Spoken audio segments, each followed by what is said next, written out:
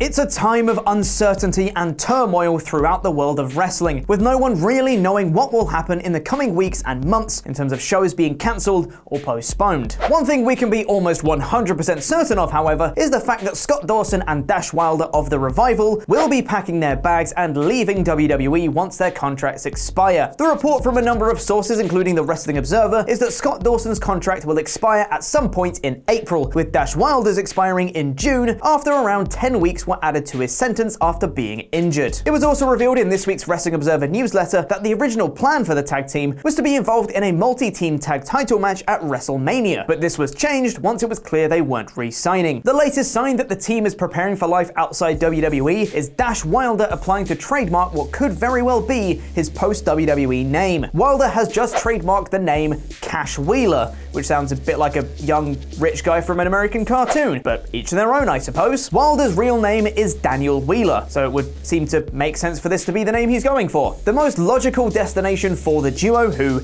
despite WWE's best efforts, are still one of the best tag teams on the planet, is AEW, who's put a major focus on its tag division since its TNT debut in October 2019. It will be sad to see them sail away from WWE's shores, but when these shores have been so bad to them, what do we think was going to happen? Unfortunately, Steve Corino is dominating the news at the moment because things are really getting pretty serious. And so once again, we have yet another update on shows being cancelled, moved, and postponed as the virus continues to spread and infect people across the world. It was reported yesterday by WrestleVotes that much like last night's SmackDown, next week's Monday Night Raw would be held at the Performance Center in Orlando in front of an empty arena. WWE is incredibly reluctant to cancel shows or postpone them, so you can expect that this will be the way going forwards until they are actually banned by a higher power from holding these shows. Furthermore, if either Raw or SmackDown was cancelled, WWE would be worried about losing the longest weekly episodic TV show in history tagline, and that's obviously much more important than a global pandemic. Unfortunately for AEW, however, they don't have access to a performance center, so the promotion has instead been forced to relocate a number of upcoming shows. Next week's show, which was supposed to be filmed in Rochester, New York, will now take place in Jacksonville, Florida. The following week's show, which was supposed to be its Blood and Guts special, has also been relocated, although where it's being relocated to has not yet been revealed. The latest development is that both the April 1st and 8th shows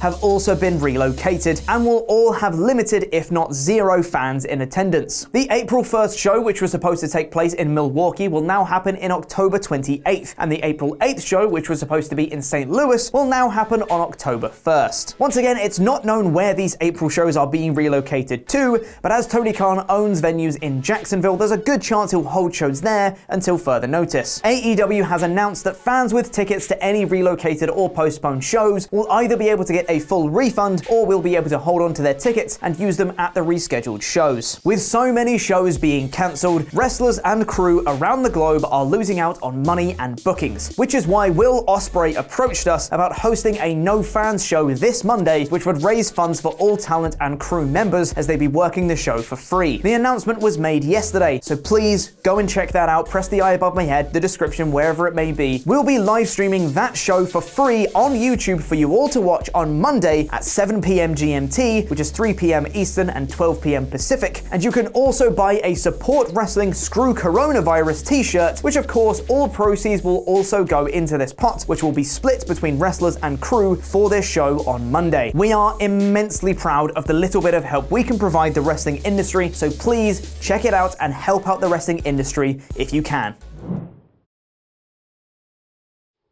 A special thank you to No One Names Their Kid This Anymore, Larry, for being an awesome pledgehammer on Patreon. And with that taken care of, let's get into a recap of last night's episode of Friday Night SmackDown, emanating from the WWE Performance Center in about 5 minutes. This very unique show started off with a candid promo from Triple H, welcoming people to the Performance Center and what significance the place holds to the WWE. There are no fans and a skeleton crew working on this show, with Triple H on commentary and being the comic relief throughout the show. Honestly, I'm kind of into this. Bayley and Sasha Banks come out to start the show, with them gesturing to the non-existent crowd throughout their promo, which was quite funny. They talk about being the best and then call out Paige, who was advertised for the show, to confront Bayley. But Cole and Triple H tell them that Paige is having travel issues, which may be legitimate, it may not, but regardless, Paige was still advertised up until the show started, which is a bit not great from WWE. However, Banks and Bayley get interrupted by Bliss and Cross, who come out and say they want a fight. They've called out the Kabuki Warriors and want the women's tag team titles back, but they haven't got a response yet, so instead they're gonna fight Banks and Bayley now. The match gets underway, and it's a pretty good match. The four work well together, and reference the fact they were not in front of a crowd several times, and it worked great every time. The finish came when Asuka ran out, attacked Bliss from behind with the referee distracted, and off the distraction, Banks tapped out Nikki Cross. It's even funnier that the referee didn't hear Asuka when there's no crowd noise blocking that. Triple H made a comment that Asuka must have come out through the crowd because he didn't see her, and it was little comments like that and winks to the audience that made the show feel unique, and it endeared the audience to the situation of WWE, tasked with putting on a show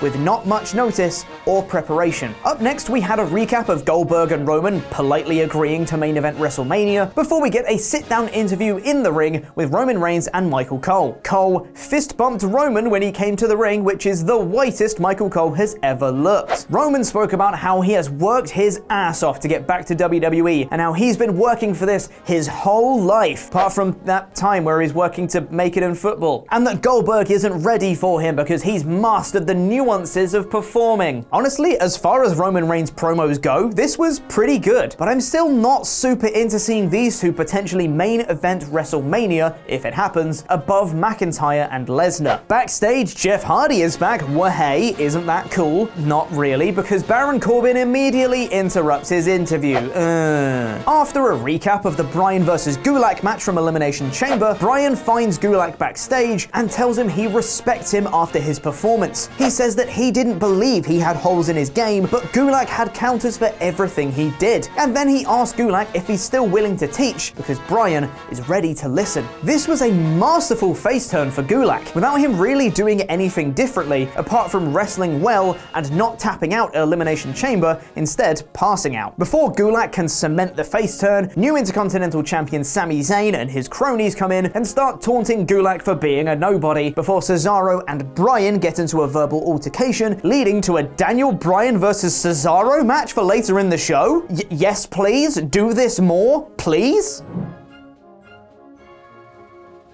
Next up was the low point of this show, as they clearly didn't have enough content to fill the 2-hour slot. So they replayed the SmackDown Tag Team Elimination Chamber match in full. Now there's two ways of looking at this. This is either a time filler because they didn't have enough stuff to fill a 2-hour show, or this was a little treat for the fans getting to see something that normally they'd have to pay for. I think it was probably the first one, but I'm willing, given the circumstances, to let this one slide and say it was nice for the fans to be able to watch the match in full if they don't have the funds or the means to watch pay-per-view shows. Miz and Morrison are in the ring after the replay of their tag title retention at Elimination Chamber, and they cut a promo talking about how they are great. That was pretty much the whole promo, but it was good. Mojo Rawley cut a promo on the commentary team saying that the Gronk will be on SmackDown next week and told Michael Cole to get hype. Up next is Daniel Bryan versus Cesaro, with Gulak accompanying Bryan to the ring. This was a great match, how could it not be, with Cesaro and Bryan, and the two put on a clinic. Cesaro does really well in this match, with Bryan only managing to get the win with a roll-up, which prompts Cesaro, Nakamura, and Zayn to beat down Bryan after the bell, but Gulak comes to Bryan's aid. Unfortunately for Gulak, he gets the worst of the beating, and comes out of this face down with Bryan protecting him while Sami et al. Walk away. I am really into this pairing of Bryan and Gulak. I really want to see more from them, especially if it's going to lead to something like Gulak winning the Intercontinental Championship off Sami or something like that. Up next was Jeff Hardy versus King Corbin in what was a match. Elias was on commentary and distracted Corbin by playing guitar, so Jeff hit the newly renamed Twist of Fury, followed by a Swanton Bomb for the win. Welcome back, Jeff. Triple H cuts another promo in the style of the opening promo, thanking everyone for watching and saying that the show tonight is missing its most important part, the fans. After this, it's time for John Cena, who cut a scathing promo on Bray Wyatt. He says that WWE absolutely absolutely should invest in the future, but Bray Wyatt is not that future. He says that WWE stars that blame him for their losses are lazy, and says that they should invest in people like McIntyre, Ripley, Dream, Ciampa, not Bray Wyatt. He accepted the match with Wyatt to remove him from the picture. Now,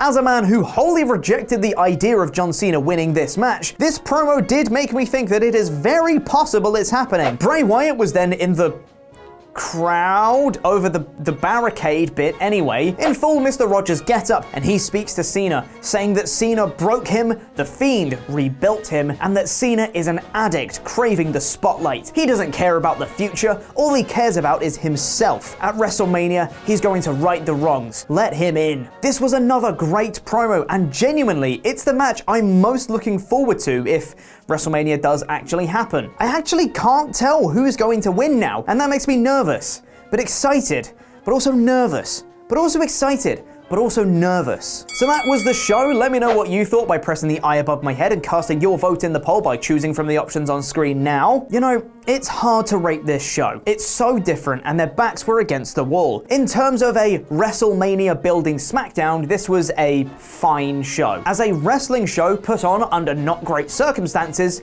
this was great. This show gets a low smacktastic for sheer dumb luck.